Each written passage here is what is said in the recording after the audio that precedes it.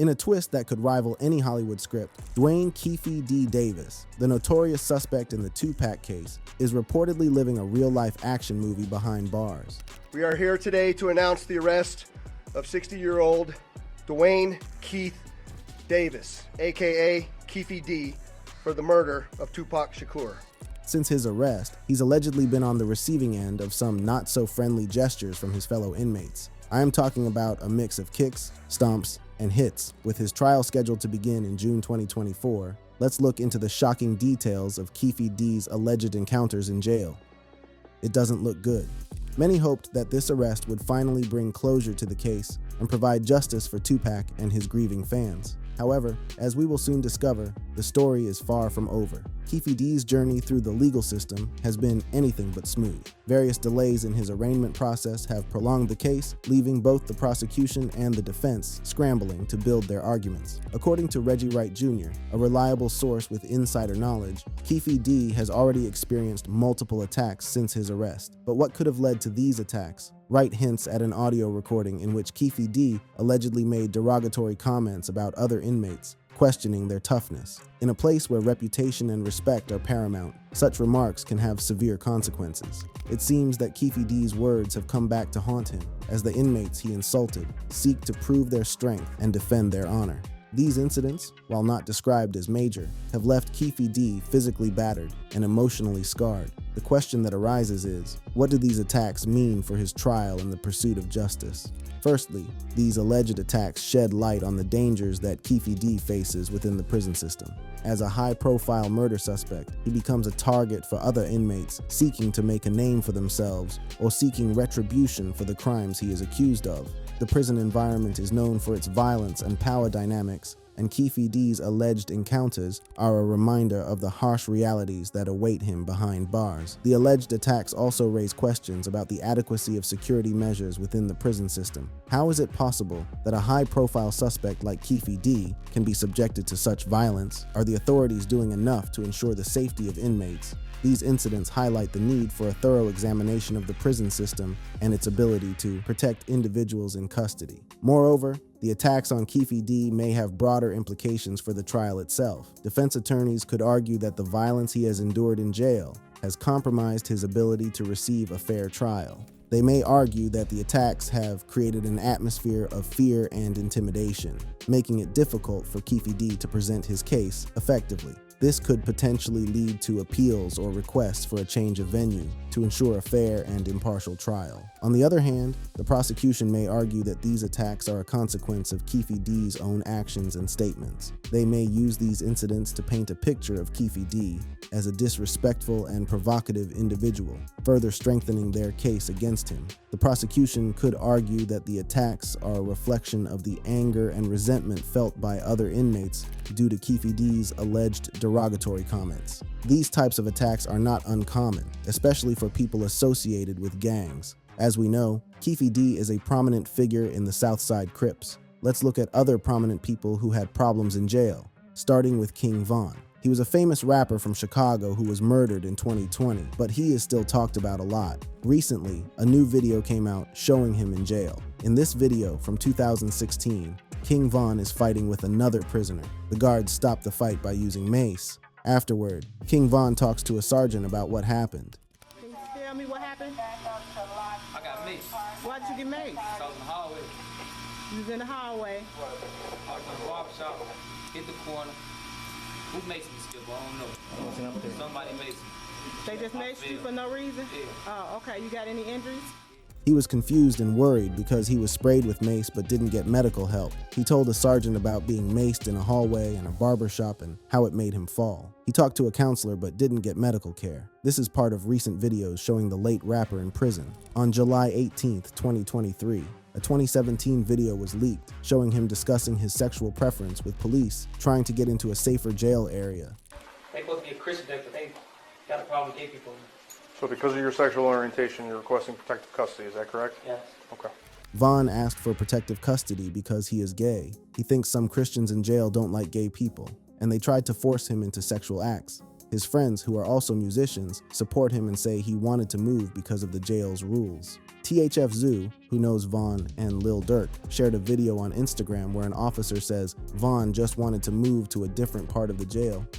He doesn't want anything. He just wants to move across the hall. Zoo was upset because these parts of the video weren't shared on blogs. They thought the blogs were trying to damage Von's good name. Zoo also said it's hard to move around in certain parts of prison unless you're unwell or need safety. Also, on July 19, 2023, a new video appeared online.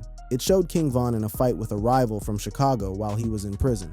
This video, which first appeared on Instagram, shows the late rapper Von getting out of handcuffs and fighting with another prisoner, 051 Freaky, in a jail cell. Von, with help from another inmate, frees himself and starts hitting Freaky. The fight is soon broken up by sheriff deputies who handcuff Von again. The fight probably happened because Freaky has a tattoo that disrespects Le Capone, another dead rapper who was in the same gang as Von. Kefi D might face more trouble in prison, as he certainly has many enemies. Tupac is non-arguably the biggest name in rap history, and people will keep coming for Kefi D.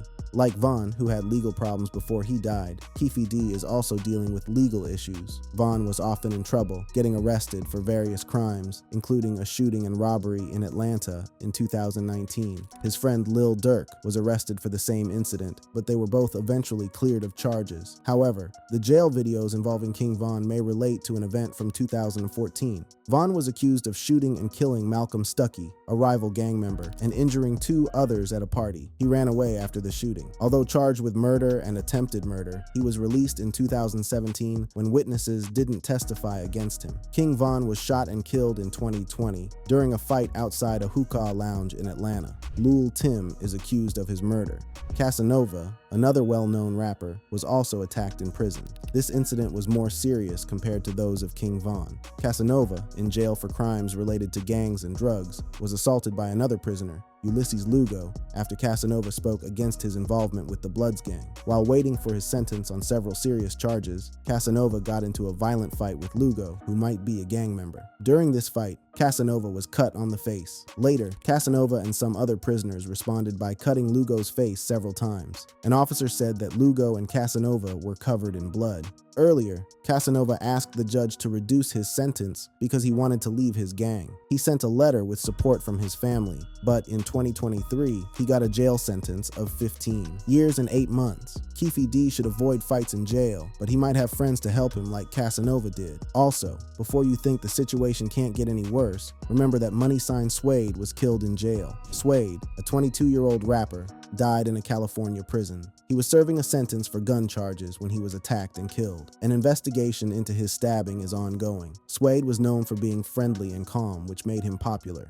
Born to Mexican immigrant parents in Los Angeles, Suede started sharing his rap songs online at 16. He became famous after signing with Atlantic Records and releasing his hit song Back to the Bag in 2020. He had a successful 2022 with an EP and his first album, Parkside Baby. Suede had a history of problems with guns. He was punished twice for having guns in Riverside County, California. His punishment was harsher because he broke the rules of a previous sentence. He was in jail for 10 months from 2020 to 2021. When he died, he was also convicted of another gun crime in Los Angeles County and was going to serve time for that too. Given the nature of his alleged crimes, Kefi D has been doing okay in prison so far, but Suede's experiences show that Kefi D needs to be very careful because it can get even worse. Let's look at the entire timeline leading to his arrest.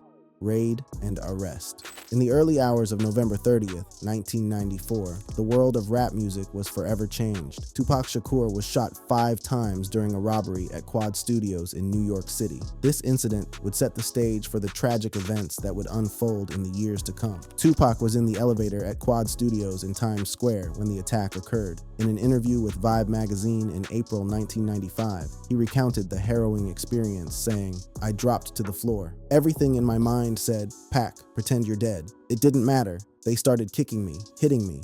I never said, don't shoot. I was quiet as hell." The shooting left Tupac wounded and fueled speculation about who was behind the attack. He suggested that Bad Boy Records producer Puff Daddy and rapper Biggie Smalls were present at the studio and may have been aware of the setup. Tupac claimed, "Puffy was there, Biggie. There was about 40 niggas there. All of them had jewels on, more jewels than me. I had just beeped the buzzer and said I was coming upstairs. This incident marked a turning point in Tupac's life and career. It fueled his growing paranoia and intensified the East Coast-West Coast rap rivalry that would ultimately lead to his untimely demise. Fast forward to September 7th, 1996, when Tupac found himself in the midst of another altercation that would have far-reaching consequences. He, along with Death Row Records CEO Suge Knight, his fiancée Kidada Jones, and their entourage, arrived in Las Vegas to attend a highly anticipated heavyweight title fight between Mike Tyson and Bruce Seldon. The atmosphere was electric as Tupac and Suge Knight took their front row seats at the MGM Grand Garden Arena, eagerly anticipating the fight. However, the excitement quickly turned into chaos when the match ended in a first-round knockout by Tyson, lasting less than 2 minutes. As the crowd began to disperse, tensions escalated between Tupac's entourage and members of the Southside Compton Crips, a rival gang.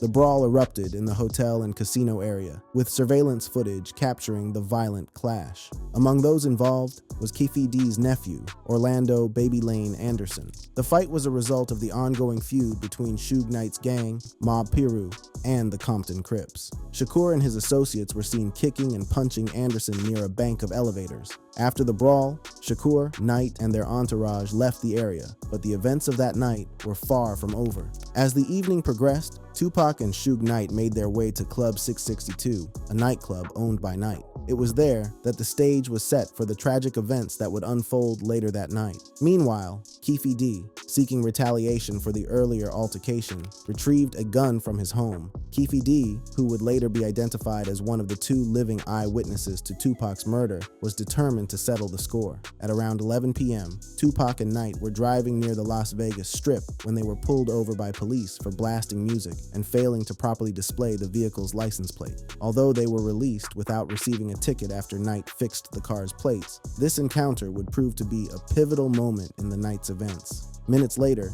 as the black BMW carrying Tupac and Knight stopped at a red light on Flamingo Road and Koval Lane, a white Cadillac quietly crept alongside them.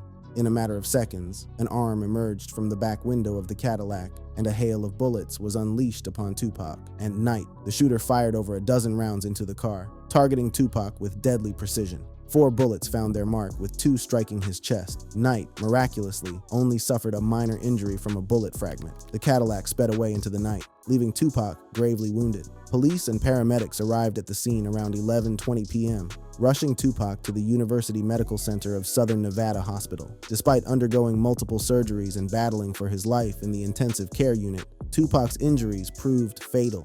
On September 13, 1996, he succumbed to cardiac arrest, leaving behind a legacy that would continue to resonate for years to come. As fans mourned the loss of the talented rapper, questions linger about who was responsible for his untimely demise. The investigation into Tupac's murder seemed to hit a dead end, leaving many frustrated and desperate for answers. In the months following Tupac's death, rumors and speculation ran rampant. Theories emerged, pointing fingers at rival gangs, feuds between East Coast and West Coast rap artists, and even implicating high-profile figures in the music industry. One name that frequently surfaced in connection to Tupac's murder was that of Biggie, who himself was tragically killed in Los Angeles on March 9, 1997. The deaths of Tupac and Notorious B.I.G. were believed to be linked, with many suspecting a retaliatory motive. However, despite widespread speculation, the cases remained unsolved. It wasn't until 2002 that a glimmer of hope emerged. The Las Vegas Metropolitan Police Department decided to reopen Tupac's murder case, citing new leads and advancements in forensic technology.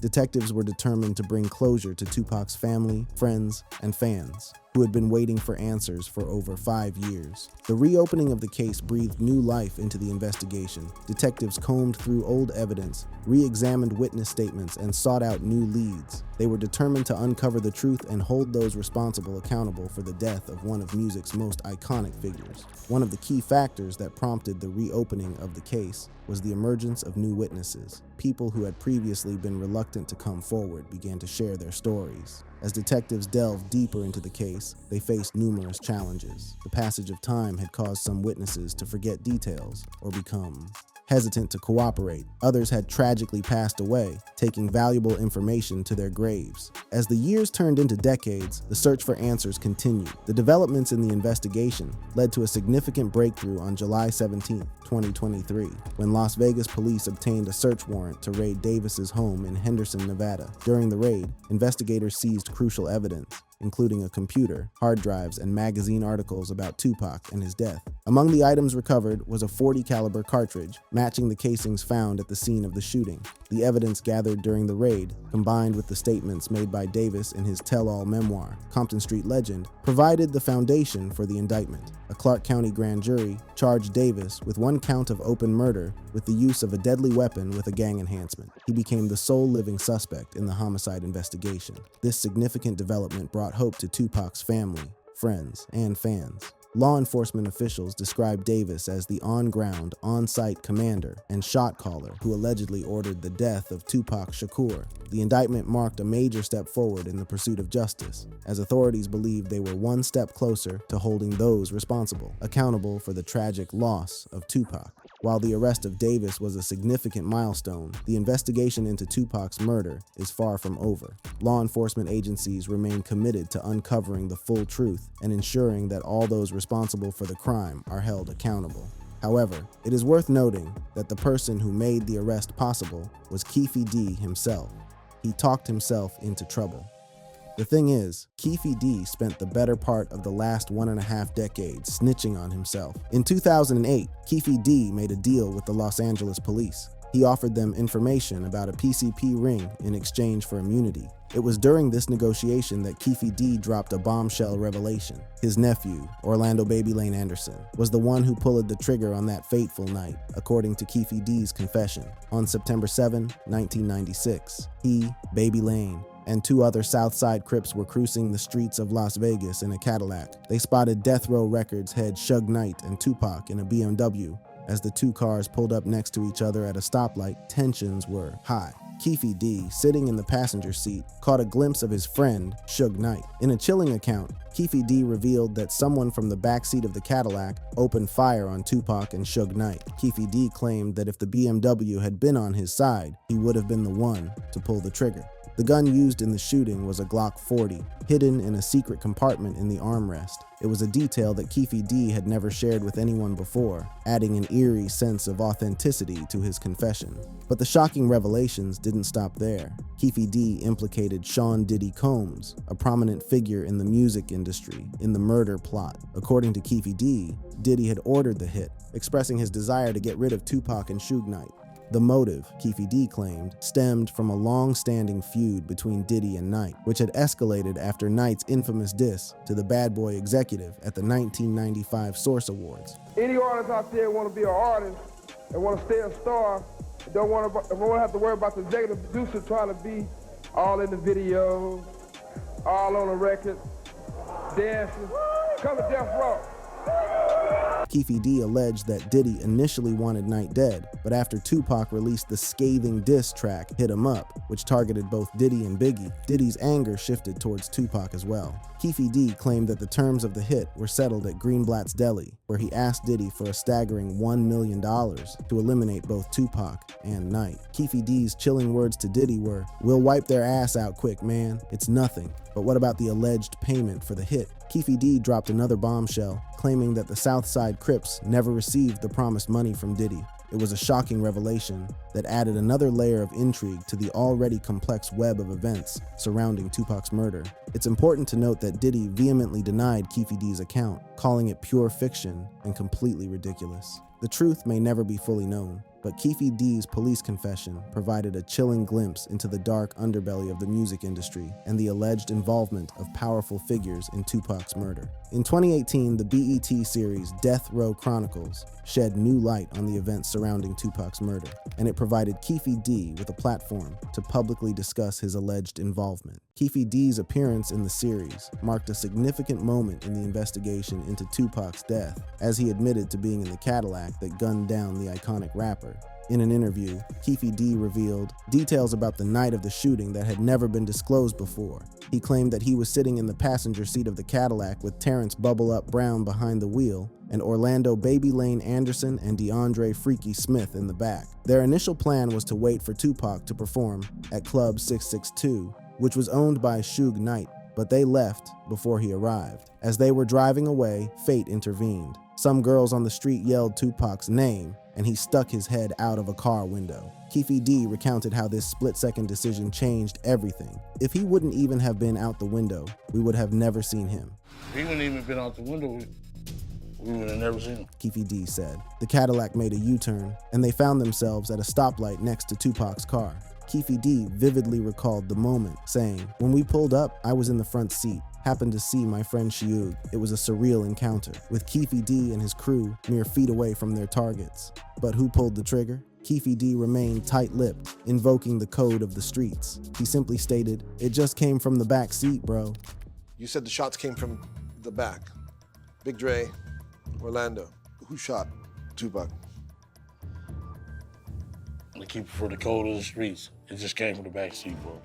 The revelations in Death Row Chronicles shocked the public. Kefi D's willingness to speak openly about his alleged involvement in the shooting was both chilling and captivating. It was a rare glimpse into the mind of someone who had been at the center of one of the most infamous crimes in hip-hop history. The series provided a platform for Kefi D to share his perspective, and he did so with a mix of remorse and detachment. He acknowledged the gravity of the situation, admitting, "I'm the only one alive who can really tell you the story about the Tupac killing." He claimed that his decision to speak out was driven by his battle with cancer and his desire for the truth to be known. I'm the only one alive that really can tell you the story about the Tupac killing. People have been pursuing me for 20 years.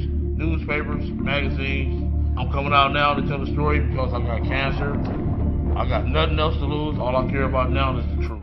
Kefi D's appearance in Death Row Chronicles reignited public interest in the case and prompted the Las Vegas police to review the evidence. Lieutenant Jason Johansson confirmed that the case remained open and that Kefi D's admissions in the series played a significant role in his subsequent arrest. In 2019, Kefi D released his memoir, Compton Street Legend, co-written with Yusuf Jah. The book provided a deeper insight into the events surrounding Tupac's murder and Kefi D's alleged involvement. In his memoir, Kefi D expanded on the claims he had previously made to the police and in his public interviews, offering a more detailed account of the shocking events that unfolded on that fateful night. According to Kefi D, the Southside Crips had an additional motive for targeting Tupac. Just hours before the shooting, one of the Southside Crips had been attacked by Death Row associates, allegedly in retaliation for the theft of a Death Row chain. Kefi D claimed that this incident intensified their desire to seek revenge. He wrote, "When conversations would come up about $1 million bounty on the heads of Suge Knight and Tupac Shakur, that was business. But after Tupac, Suge and them Death Row niggas jumped on my nephew Baby Lane, the shit became ominously personal." In his memoir, Kefi D described obtaining a .40 Glock from a man named Zip, who was associated with the rapper Foxy Brown. He vividly recalled the moment when Zip handed him the gun, saying, "It's time to get the money." The plan was to attend a Death Row after party at Club 662, where Tupac was scheduled to perform.